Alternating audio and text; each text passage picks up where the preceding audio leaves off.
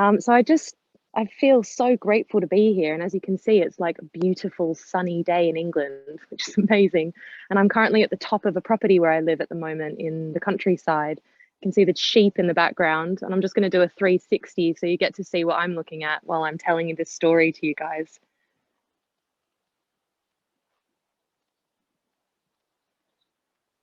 So it's a really, really beautiful place here.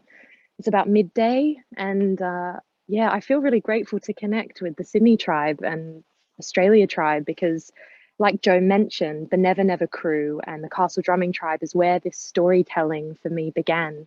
And I moved over to the UK to pursue it and study it and to deepen my practice with storytelling. And so it's a real gift to be able to connect back across the world and share it with you. So I'm going to be sharing two small, well, a poem to begin with, and then a story. I'm really hoping that the wind's not going to be too distracting for the microphone, so my hair's here. Um, so I'm going to begin with a poem, and then I'll go into a story. And this story, I feel like, really speaks to the theme of love and balance, and it's come through in the last week to share with you guys. So it's a real gift.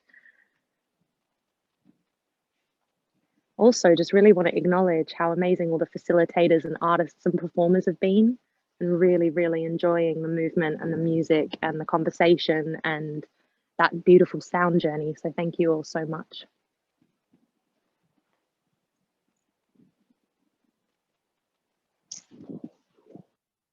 These times we are living in are unique, and they may seem harsh and cold, but they've talked about these times in prophecies of old. And you choosing to be here now, well, that is the boldest statement of all. To show up in love again and again and again. To give yourself permission to be who you are and how you are in this moment right now. In radical acceptance, the mind can find peace. When we let what will be, who we are shine radiantly, find that sweet release, move and express and let ourselves be free. To love what you love, to move how you move, to choose what's right for you. All of you is welcome here in the many shades of the miraculous chandelier of light that you really are. And we are witnessing each other and reflecting back to each other who we are. 1,000 candles lit, and still you would shine brighter without even trying. So let yourself be, and you will see that naturally you shine magnificently. Let this, from this festival on, with all you have received and cultivated, be a dance of homecoming, of holding, of acceptance and neutrality and becoming. All of me welcomes all of you. And so let's dance this dance of love and balance and unity home together.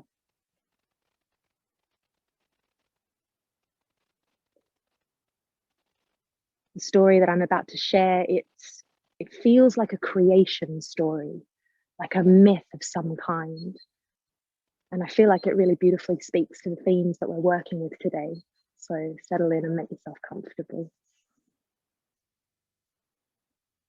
In the beginning, I'm talking in the beginning, when the world was first forming, it was in complete darkness. If you were to see the earth from space, you would have seen a big dark mass with some energy moving across the surface. And this energy was the mother. This energy was the dark mother, the great mother. And she was in her artistry, sculpting the earth for how we know it, for how we see it today, making the contours of the valleys and the hills and the caverns and the canyons. And she was planting millions upon millions of seeds in this fertile, dark planet of all of her dreams, of what she saw that was possible to be birthed and born on the earth. But what was the most important thing about this, about her, was her love. The Great Mother's love for this planet was unconditional. In its purest form, I'm talking radical acceptance.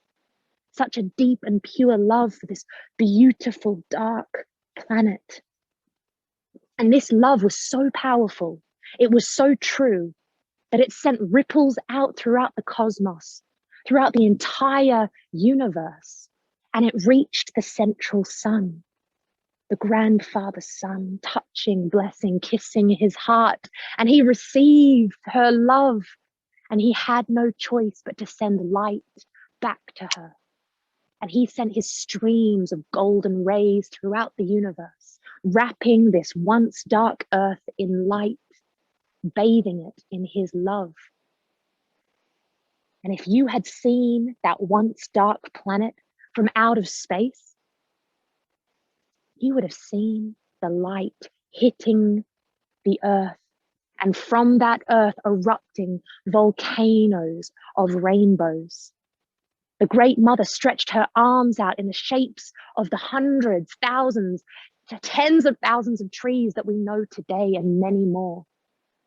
The mountains erupted in the calls of bird songs, and the Great Mother's love traveled through the waterways, through the rivers, out and down the valleys, giving life to the plants, giving life to the animals, and sustaining a humming, vibrant, alive, beautiful planet. It would have brought you to your knees to see such beauty in the beginning, to see the Great Mother's dream realized on this earth. And there were animals, so many animals, that jumped and ran and skipped from flower to flower and hopped and flew. Meanwhile, the Great Mother retreated into the earth in the form of 13 grandmothers living in sacred sites around the planet. 13 grandmothers she took the form and the shape of to protect the planet. Now, the winged beings that flew highest, that could see furthest, were the great golden eagles. They flew closest to the sun. They were aligned with the eternal light, with grandfather's energy. And one of their sacred roles was to witness and behold the earth's beauty. And they flew high above, gazing at all of the magnificent expressions of her love of creation. And they perched up on their highest mountain to get the biggest perspective. Now they could see everything that was moving in the light, and they appreciated and honored all the beings that were flying, that were moving, that were walking in the light. But they also saw shadows in the dark, movements, murmurs in the valleys, rustling in the caves. And this unsettled the golden eagle, for it didn't understand what was moving in the dark. It didn't trust what it could not see. And so it grew suspicious of anything that was hiding out in the darkness. And so the eagles got together and they decided to bring light to earth, to eradicate the darkness completely. And so all together in a big war cry, these eagles shouted up on the highest mountain to the central sun. And their will was so powerful, their voices a command. And they command that light from the central sun to wrap the earth and eradicate the darkness completely. And this it did. So this once dark planet was now in eternal daylight, which revealed beauty in the shadows. The things that were lurking there scurried deeper into the earth. But what it also did was it got rid of mystery. There was no mystery without the darkness.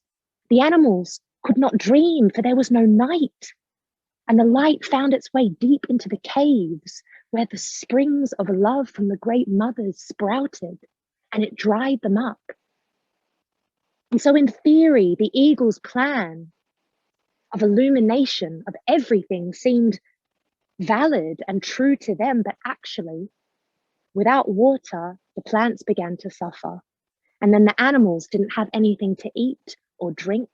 They could not sleep. All of creation on the earth began to grow tired and weary and parched and completely exhausted. They were suffering. And the 13 grandmothers, nestled in their sacred sites, vowing to protect the earth, felt this very quickly. And all 13 of them, you can imagine, coming down, down, down into the heart of the earth around that central fire. And they brought their different songs, and they brought their different dialects from the different parts of the earth. And together, these 13 grandmothers in the center of the earth sang. They sang a new dreaming.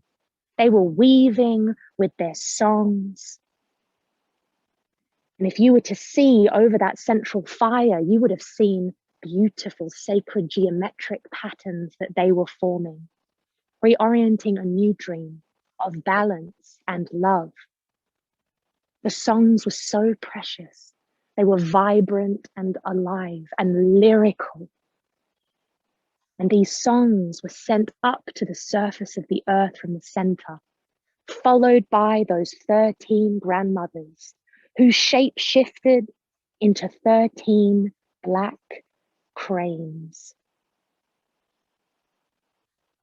And you would have seen, if you were looking from space back to the earth, 13 huge birds illuminated by eternal daylight, as big as the size of clouds, flying, moving over the surface of the earth, singing lullabies, harmonies down to their loved ones, down to creation, down to the animals and the plants and all the beings that lived on the earth, letting them know that everything's going to be okay.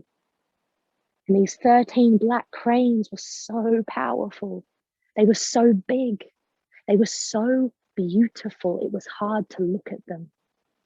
And they came to that tallest mountain where the eagles lived, where the eagles slept, and the eagles looked up to the grace of the great mother's darkness and power.